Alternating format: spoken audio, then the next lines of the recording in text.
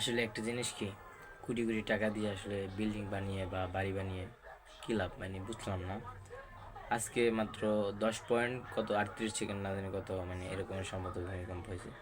সেটার জন্য কোটি কোটি টাকার আমাদের বিল্ডিং সব আমরা সাইড রাস্তায় নেমে গেছি দৌড়ে। কোটি কোটি টাকায় বিল্ডিং বানিয়ে আসলে কী লাভ?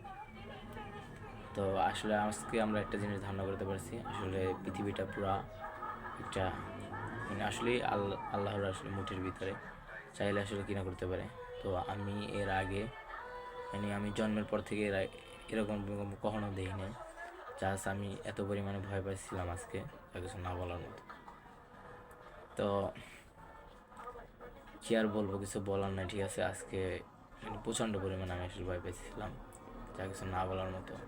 তো আসলে আমাদের মিজানুর রহমান আজারি হুজুর একটা কথা বলতেছিল যে যখন জেনা বেড়ে যাবে ঢাকা শহরে তখন আসলে এই বড় ধরনের ভূমিকম্প হবে।